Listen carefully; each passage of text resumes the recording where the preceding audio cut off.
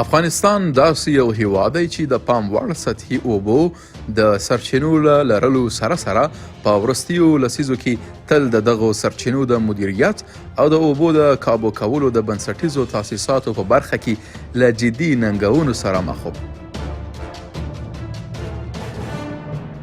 په شمال کې آمو سیند د یو حیاتي رګ په څیر بهیږي، خو د لیږد رالیږد د کانالونو او هیدرولوژیکي تاسیساتو د نشتوالي له امله د دې اوبو لویه برخه پرته له کارونې له پولو بهر وځي او کورني بزګران له پرله پسې وچکالیو سره لاس او گریوان دي.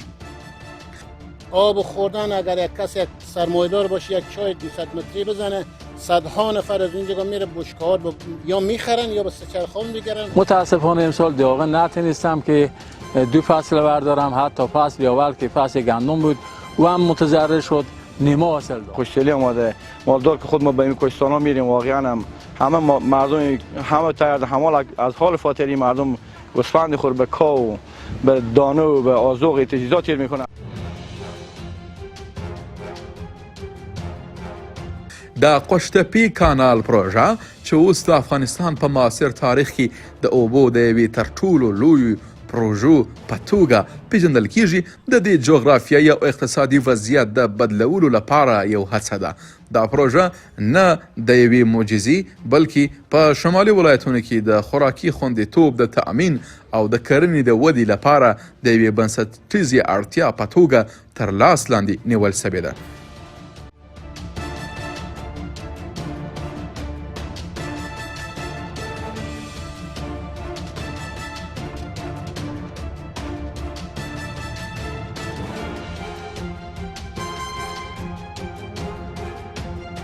هر کشور برای کنترل آب و برای کنترل منابع خود باید مصمم باشه و دنیا که پیش رفته از منابع خوب استفاده کردن. افغانستان متاسفانه از منابعی که سرشاری که داره استفاده نتونسته بود، از اثر جنگ، اشغال ها و مشکلات متواتر.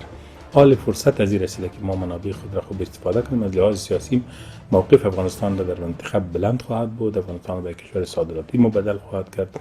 مردم ما خودکفا خواهد شدن، خصوصا در بخش‌های ارتزاقی و مواد غذایی.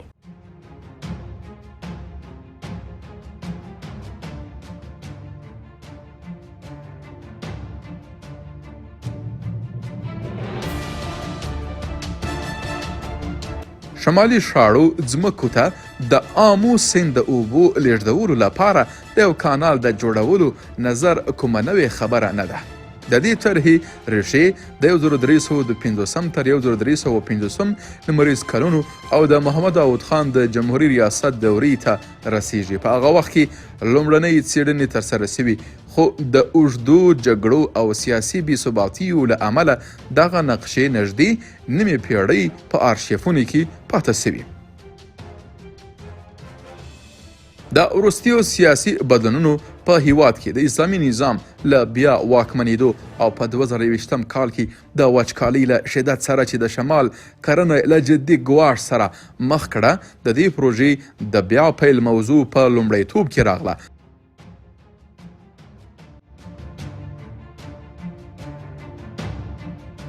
د قوشتپی کانال عملي چارې د 2022 کال په مارچ میاشت کې د اوسني حکومت یعنی اسلامي امارت لخوا پیل شوې.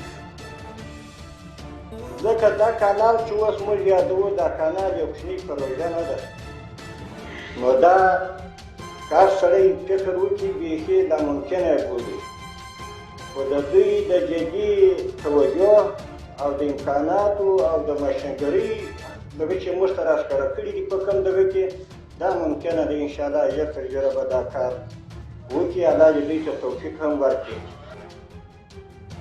اکثریت خلکو ته دا سوال پیدا کیږي، اوس هم پیدا شوی، مخکې هم دا سوال و چې آیا موږ د دې ظرفیت لرو چې دا پروژه تطبیق کړو او که نه.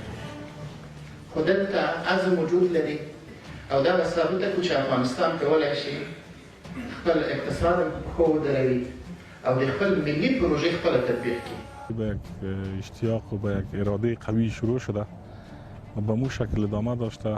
طبعا در اوایل مشکلات خود می داشته باشه، شروع هر کار مشکلات خود داره، با وجود اون کارها با بسیار یک اراده قوی و به یک تعهد بالا که بین پرسنل کاری و تیمای کاری و همچنان حمایه قوی از طرف اداره خود کشاف ملی به خاطر به اتمام رسیدن این پروژه وجود داشته و همگی با بسیار یک مورال بالا و یک تعهد بالا و با اراده قوی کار شروع کردن و از شروع تا بال کار به مو شکل، به مو اراده، به مو تعهد، به مو اشتیاق ادامه دارد.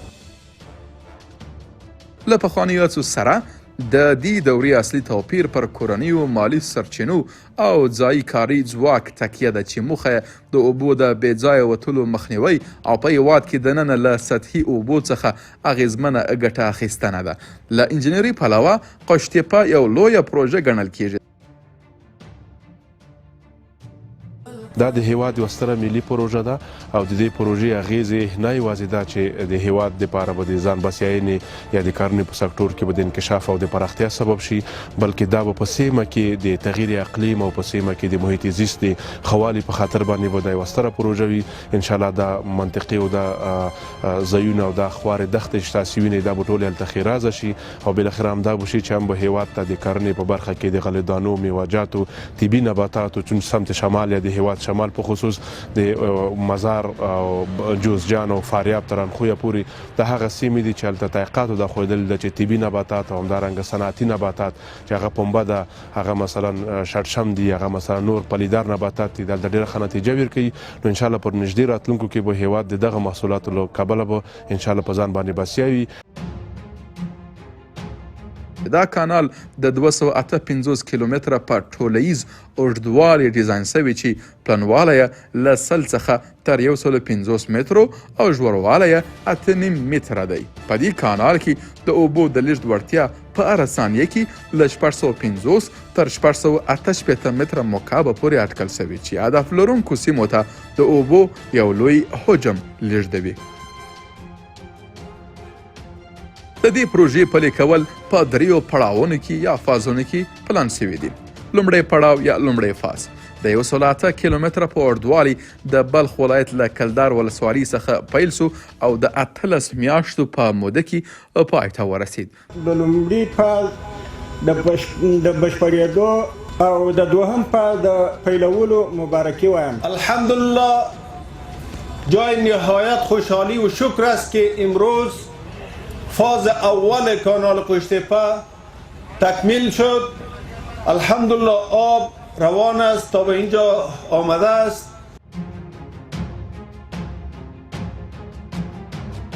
دویم پړاو یا دویم فاز دا مسیر 107 کیلومتره اوږدوالی لري او له بلخ، جوزجان او فاریاب ولایتونو څخه تیریږي. رسمي راپورونه ښیي چې د 2024 کال تر پایه د دې پړاو له 80 سلنې څخه زیاته کاري چاره پرمخ تللې ده. دریم پړاو یا دریم پاس دا پړاو د اوبو لګولو د شبکو او فرعي کانالونو جوړولو شاملوي ترڅو اوبه په دقیقه توګه د بزګرانو پټیو ته ورسیږي. په دې پروژه کې د پام وړ ټکی د هغې د بودیجې تامین دی. اټکلونه ښیي چې د دې پروژې لګښت له 500 میلیونو ډالرو اوښتی او شاید تر 1 میلیارډ ډالرو پورې ورسیږي. د مسؤلو چارواکو د څرګندونو له مخې دا پیسې له کورنیو عوایدو په ځانګړې توګه د سکرو ډبرو له استخراج او پلور څخه تامینېږي چې پر ملي سرچینو ولاړ د مالي مدیریت یو ماډل شي.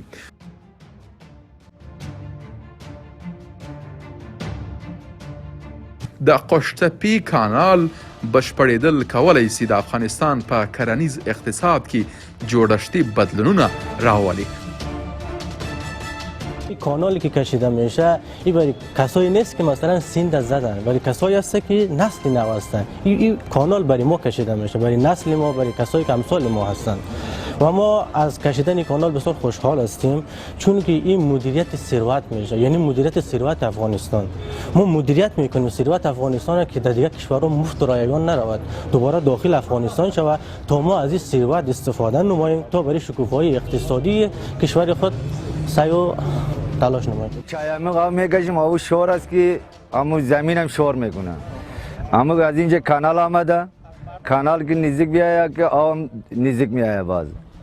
هم چاک میآید از زیر با آب شیرین میشه. آمادگی ما گندم کشت میکنیم، پخته کشت میکنیم، سبزیجات کشت میکنیم. د دې پروژې تر ټولو مهم هدفونه دا دي: د شاړو ځمکو آبادول. تمه کېږي چې د دې پروژې په بشپړېدو سره به شاوخوا 550 زره هکټاره شاړه ځمکه خړوبه سي چې د غنمو د تولید ظرفیت به په کلکه لوړ کړي. خوراکي خوندیتوب او ځان بسیاینه. موخه دا ده چې د دې کانال له لارې هیواد تر 2028 کال پورې د غنمو په تولید کې ځان بسیاینې ته ورسیږي. د کاري فرصتونو رامنځته کول. اټکل کېږي چې شاوخوا 250 زره کسانو ته په مستقیمه او غیر مستقیمه توګه د کار زمینه برابره سي. ما ایجاد اشتغال میکنیم برای جوانان افغانستان که جویای کار هستند.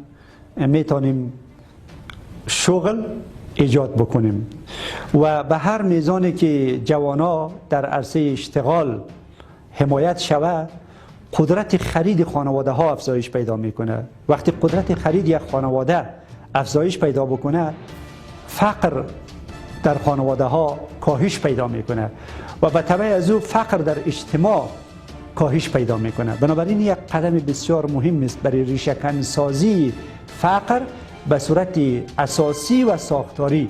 از این منظر این کانال میتونه هم در توسعه اقتصادی افغانستان، هم در کاهش فقر و هم در ایجاد اشتغال نقش اساسی داشته باشه. امیدوار هستم که جوانان افغانستان از این طریق بتونه نقش مهم و تاریخی خود را در رشد اقتصادی افغانستان ایفا بکنه. د مالداري ملاتړ، اوبو ته لاسرسی د څرځایونو او علوفي د شوالي لامل کیږي.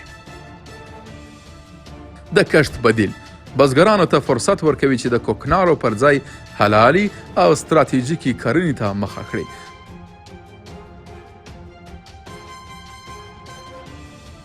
د آمو سیند د اوبو کارول د سیمې د هیوادونو ترمنځ د شریکې سرچینې په توګه یو اساسه موضوع ده. ګاونډي هیوادونه لکه ازبکستان او ترکمنستان دا پروژه په دقت سره څاري. په دې اړه د افغانستان رسمي دریځ د اوبو د نړیوالو حقوقو د اصولو سره سم پر عادلانه استفادې ټینګار دی. حکومتي چارواکي ویلي چې د اوبو مدیریت د هیواد طبیعي حق دی او دا پروژه د سیمه ییزو تعاملاتو د پرې کولو په معنا نه ده، بلکې د ملي قابو په چوکاټ کې د افغانستان د خلکو د اساسي اړتیاو د پوره کولو هڅه ده. دا پروژه زموږ د افغانانو مسلم حق ده. زموږ اوبه دي په دې آمو سیند کې بهیږي او نن الحمدلله موږ په دې وتوانېدلو چې موږ له خپل حق نه استفاده وکړو. زموږ اسلامي امارت خپله پالیسي ښودلې ده چې موږ له چا سره کشمکش نه کوو. څوک له موږ سره خبره لري هغه دې راشي د ډیپلوماتیکو طریقو نه دې له موږ سره خبره وکړي.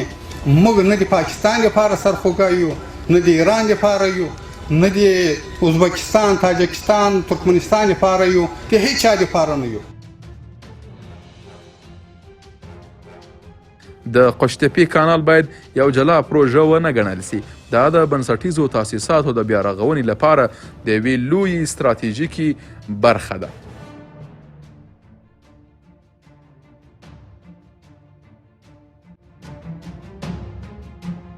لدی سره په ورته وخت کې په هرات کې د پاشدان او په فراه کې د بخشاباد بندونو چارې هم روانې دي. همدارنګه د کاسا زر په څیر پروژې هڅه کوي افغانستان د انرژي د ترانزیت په پله بدل کړي.